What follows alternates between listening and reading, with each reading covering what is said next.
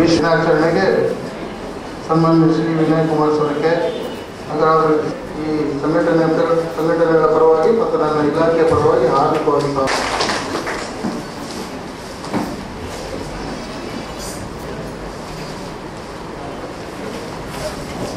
ಸನ್ಮಂಗಳಾನಿ ಭವಂತು ಶುಭಂ ಕರೋತಿ ಕಲ್ಯಾಣಂ ಆರೋಗ್ಯಂ ಧನಸಂಪದಂ ಸಮಚಿತ್ತವಿದಾರ್ಥಾಯ ದೀಪಂ ಉದ್ಘಾಟಿಸಿದ ಮಾನ್ಯ ಮಂತ್ರಿವರ್ಯರು ಹಿರಿಯರನ್ನು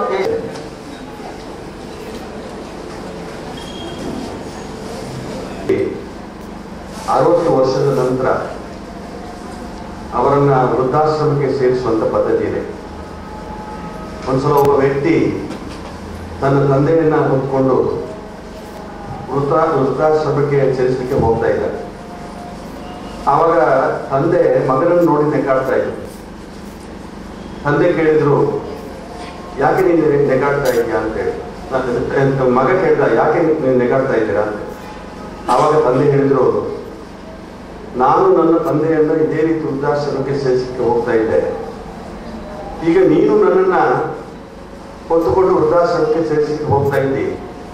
ಇನ್ನು ಮುಂದಕ್ಕೆ ನಿನ್ನ ಮಗ ನಿನ್ನನ್ನು ಹೊತ್ತುಕೊಂಡು ಹೋಗುವಂತ ಸನ್ನಿವೇಶ ಯಾವ ರೀತಿ ಇರಬಹುದು ಅನ್ನುವಂಥ ದಿಶೆಯಲ್ಲಿ ನೆನೆಸ್ಕೊಂಡು ನನಗೆ ಬರ್ತದೆ ಅಂತ ಹೇಳಿ.